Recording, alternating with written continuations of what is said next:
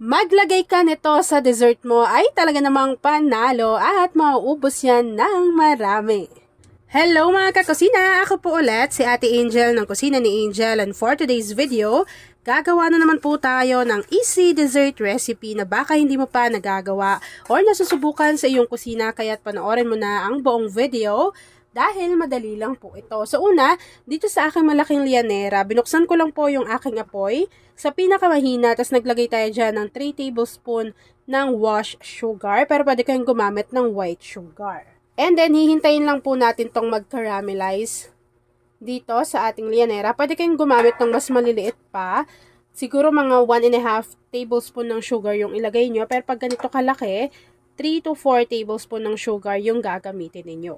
So, hihintayin ko lang yung mag-caramelize, and then after po nun, ipapakita ko pa sa inyo kung ano pa yung next procedure. Alam nyo ba, way back pandemic na era, isipan ko yung recipe na ito. Sabi ko, gagawin ko na lang ulit para sa mga bagong subscribers natin. At ayan na nga mga kakusina, once na nag-caramelize na yung ating sugar, set aside lang natin to bago gawin naman po natin yung ating mixture. Ito walang etchos ha, yung nag-deliver sa akin nung cylinders nitong gas light. Ngayon lang na nag-film ako, sabi niya, minsan po ba ginagamit to, etc. Tapos parang butane nga daw ba yan? Ito, yung nasa loob na yan, yung gas. Sabi ko, hindi po, mas safe po ito sa butane and hindi po ito butane. Ito po ay gas light. So sabi niya, saan daw mabibili? So tinuro ko sa kanya. Nakakatuwa lang kasi nag-deliver lang. Tapos gusto niya rin daw para magkaroon ng ganito mga portable na gas. So, kung gusto nyo rin yan, ilalagay ko yan sa basket or yung pinaka-link kung saan ako nakabili nito. Kasi sobrang lifesaver nito kapag naubos na yung pinaka-malaki naming gas, yung 11 kilos. So, dito talaga ako tumatakbo palagi. After nating makaramelize yung ating sugar, kakailanganin naman natin dito ng isang sachet or 24 grams na tong leche flan na Menu Magic. Ilagay lang natin yan dito lahat sa ating kaserola. Bago, tutunawin po natin yan sa 3 cups of water. Take note na hindi pa nakabukas yung apoy sa ating kalan. After mixing, kakailanganin naman po natin dito ng 1 can or 370 ml ng evaporated milk. So, ilagay lang natin lahat ng ating evaporated milk.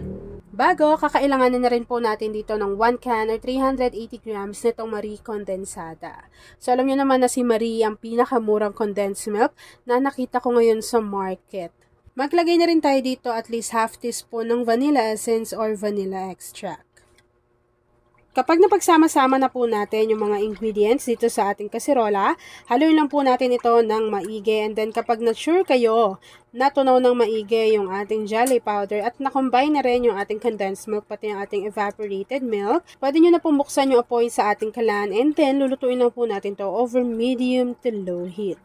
So, habang hinahalo ko yan, mga kakusina, please don't forget to like and follow yung ating Facebook page, Kusina ni Angel. Kung meron din kayong Instagram, paki-follow na rin ako doon, Kusina ni Angel. At kung gusto mong matuto pa ng iba pang mga recipes o kaya naman gusto mong mag-share ng mga niluluto mo everyday, pwede kang sumali sa ating Facebook group. Andyan lang po yan sa ating Facebook page. At i-comment mo na rin sa ating comment box section kung taga saan ka nanonood, plus kung ano yung dessert na gusto mong ihanda ngayong Burr months. Meron din po pala ako dito ang 4 na piraso ng cake bar. So, ito po ay custard flavor. Kapag naramdaman ninyo na medyo umiinit na yung mixture, ilagay lang po natin to. Pero, siguraduhin nyo po na dinudurog nyo po iyan. Yan. So, ilang beses na akong gumagawa nito at talaga namang laging nauubos yung dessert natin kapag naglalagay ako nito kasi sobrang lambot niya talaga. Ita-transfer nyo lang yan dito lahat mga kakusina. Tapos po, hihintayin natin yung lumamig, mag-set at mag-firm. And then after po nun, ipapakita ko na sa inyo kung ano yung natapos nating easy dessert recipe.